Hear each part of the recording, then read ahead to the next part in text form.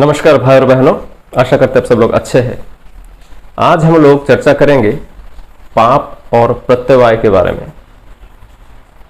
पिछले वीडियो में मैंने डिस्कस किया था पाप और पुण्य क्या है, ये उसकी अगली कड़ी है। तो आइए वीडियो को शुरू करते हैं।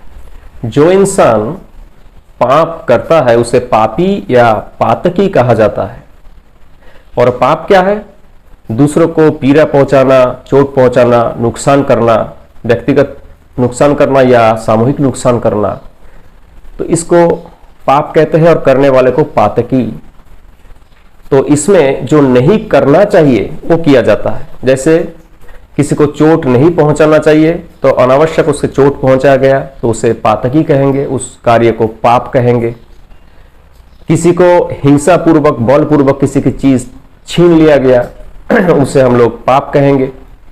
तो जो नहीं करना चाहिए उसे करने को पाप कहते हैं। जैसे घूस नहीं लेना चाहिए, झूठ नहीं बोलना चाहिए, दूसरों की जानबूझकर अहित नहीं करनी चाहिए, तो इसे हम लोग पाप कहते हैं। ठीक उसी प्रकार से पाप का एक अगला कड़ी है, इसे हम लोग प्रत्यवाय कहते हैं। प्रत्यवाय क्या है? जो करना चाहिए उसे जब आदमी इंसान नहीं करता है तो उसे प्रत्यवाय कहते हैं और करने वाले को प्रत्यवायी।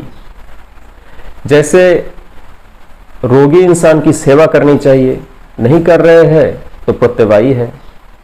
माँ बाप की आदर करनी चाहिए, सम्मान करना चाहिए, उनकी देखभाल करना चाहिए, नहीं कर रहे हैं तो प्रत्यवायी है। बच्चे को पढ़ाई करना चाहिए, नहीं कर रहा है तो प्रत्यवायी है।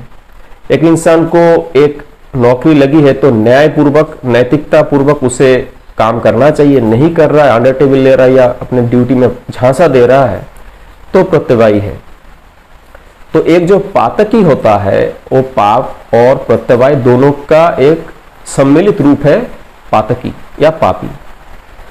तो समाज में हम लोग अपने व्यक्तिगत जीवन में या सामाजिक जीवन में पाप और प्रत्यवाय दोनों से घिरे हुए हैं। व्यक्तिगत जीवन में भी इसकी 3 स्तर है। एक हो गया भौतिक स्तर, ये जो शारीरिक स्तर, इसमें बहुत सारी चीज शरीर के द्वारा हमें नहीं करना चाहिए जो हम करते हैं, और बहुत सारे कार्य हमें करना चाहिए जो हम लोग नहीं करते हैं। ठीक उसी तरीके से मानसिक स्तर, मानसिक तौर पे हमें ऐसे बहुत सारे सोच है जिसको हमें प्रोत्साहन नहीं देनी चाहिए तो उसका हम लोग पापी कहेंगे। उसी ढंग से बहुत सारे सोच है जिसे हम लोगों को प्रोत्साहन देनी चाहिए लेकिन हम लोग किसी भी कारणवश उसे प्रोत्साहन नहीं देते हैं तो उसे हम लोग प्रत्यवायी कहेंगे। मानसिक तौर पर भी हम लोग पाप पुण्य करते हैं। ठीक उसी तरीके से आध्यात्मिक स्तर में भी इंसान को बहुत सारी चीज नहीं करना चाहिए और बहुत सारी चीज करने चाहिए। जैसे आध्यात्मिक स्तर में इंसान को साधना करनी चाहिए, भजन कीर्तन करने चाहिए, स्वाध्याय करनी चाहिए, धर्म पाठ करने चाहिए, धार्मिक कार्य के लिए प्रेरणा लेनी चाहिए। अगर नहीं ले रहा है तो प्रत्यवायी है। ठीक उसी तरीके से ही आध्यात्मिक स्तर में कोई आदमी बहुत अच्छे साधक है, दूसरे को अपनी आध्यात्मिक बल से नुकसान पहुंचा रहा है, किसी के लिए अहित सोच रहा है या शारीरिक इस स्तर को यूज करके किसी का आध्यात्मिक स्तर को डिस्टर्ब करने की चेष्टा कर रहा है तो वो आध्यात्मिक रूप से भी पापी कहा जाएगा।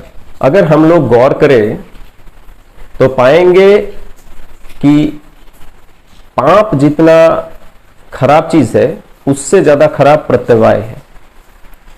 मनुष्य सामाजिक प्राणी है, समाज छोड़ के मनुष्य रह नहीं सकता। इस समाज के बदौलत ही मनुष्य की इतनी उन्नति हुई है, डेवलपमेंट हुई है। पापी क्या करता है? किसी भी कारण से वो एक गलत कार्य करता है। और प्रत्यवायी क्या करता है? उस कार्य को देखते हुए उसके प्रोटेस्ट नहीं करता है जबकि वो जान रहा है कि वो गलत कार्य है, करना चाहिए, विरोध करना चाहिए, विरोध नहीं कर रहा तो प्रत्यवाय कर रहा है। समझ लीजिए कि आपके पड़ोस में घर है, उस घर में रात को चोर आया, उस परिवार के लोग चिल्लाया बचाओ बचाओ, आप लोगों ने कोई गया नहीं, किसी भी कारण से गए नहीं, लेकिन आप लोगों को जाना चाहिए था। क्योंकि ये जो इंसान है ये एक दूसरे से इंटरडिपेंडेंट है, इंटर रिलेटेड है, पूरे समाज से एक हम लोग एक जुड़े हुए नेटवर्क की तरह।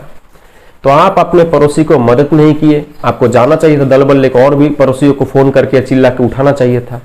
तो जिसने चोरी किया उसने तो पाप किया ही, लेकिन आपको ज्ञान रहते हुए, संज्ञान रहते हुए भी आपने उसके मदद को नहीं पहुंचा तो आपने प्रत्यवाय का रूप धारण किया, प्रत्यवाय किया आपने, तो आप भी पातकी का रूप धारण कर रहे हैं।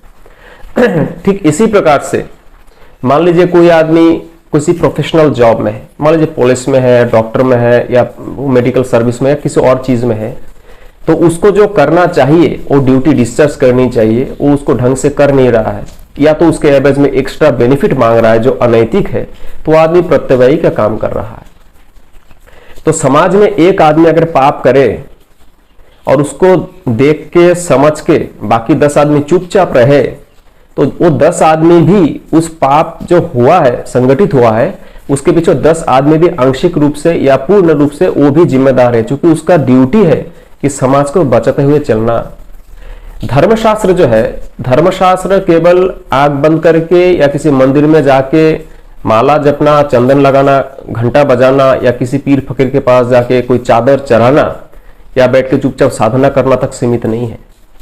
धर्म पालन एक मनुष्य अपने बचपन से, मतलब जैसे ही उसकी बोलना शुरू किया, खाना पीना शुरू किया, 3, 3.5, 4, 5 साल से उम्र से लेके जब तक इंसान प्रौढ़ होकर, वृद्ध होकर शरीर नहीं छोड़ देता, तब तक जैसे वो जीवन के हर स्तर की अपनी अपनी सांसारिक एवं जीवन की जो भूमिकाएं पालन करता है, उसके साथ साथ धर्म चर्चा, धर्म पालन भी करता है और करना भी चाहिए। तो ही इंसान जीवन के हर पर्याय में धर्म को ठीक ढंग से मेंटेन कर पाएगा और हर चीज को सुचारू रूप से परिचालित भी कर पाएगा। धर्म केवल अकेले में बैठ के पूजा पाठ करने तक सीमित नहीं है। एक इंसान की जो जीवन है, वो जीवन में, उस जीवन की हर स्तर में धर्म समाहित है। अगर किसी भी स्तर से धर्म चला गया तो वो इंसान सटीक रूप से उस स्तर के काम को ढंग से नैतिकता पूर्वक कर ही नहीं पाएगा। उस इंसान को धार्मिक हम लोग कह भी नहीं सकते, वो कॉम्प्रोमाइज कर रहा है। ठीक उसी तरीके से अगर इंसान सामाजिक तौर पर समाज के प्रति भी जो जिम्मेदारी है इंसान की, वो धार्मिक जिम्मेदारी ही है। इंसान धर्म के बाहर कुछ जिम्मेदारी नहीं है। जैसे समाज है, समाज में हम लोग को काम करना है, समाज में हम लोग को रहना है, समाज के प्रति ड्यूटी है, अपने परिवार के प्रति ड्यूटी है, उसी ढंग से आध्यात्मिक जगत के प्रति भी ड्यूटी है। ये सारे चीज लेके एक इंसान की धार्मिक जो दृष्टिकोण है वो पैदा होता है। अब हम लोगों को अगर इस दुनिया को पाप मुक्त देखना है तो हमें केवल पाप करने वाले को ही रोकना नहीं है, हमें इस बात की भी ध्यान रखनी है कि हम किसी भी रूप से प्रत्यवाय को ना अपनाएं। चुपचाप मूक दर्शक बन के हम लोग पाप को होते हुए ना देखें, विरोध करें। इस विरोध के अभाव में ही आज जिसे कलयुग कहा जाता है, तथाकथित कलयुग कहा जाता है, इसका पीछे मुख्य कारण यही है कि जितने पापी है उससे ज्यादा प्रत्यवायी है। लोग चुपचाप देख लेता है, चुपचाप सुन लेता है, कोई मंतव्य नहीं करता, कोई विरोध नहीं करता, जैसे सबको सांप सूंघ गया है। इसलिए हम लोग टॉप टू बॉटम जीवन के हर स्तर में इतने सारे पाप संगठित होते हुए देख रहे हैं। वो किसी भी लेवल की ही बात क्यों ना की जाए, तो हमें अगर अपने आप को धार्मिक प्रमाण करना है, धार्मिकता को लेके जीना है, तो हमें ना केवल पापी को रोध करना है बल्कि प्रत्यवाय करने से भी लोगों को मना करना है। लोगों को समझाना चाहिए कि तुम्हारा ड्यूटी क्या है, व्यक्तिगत जीवन में भी एवं सामाजिक जीवन में भी।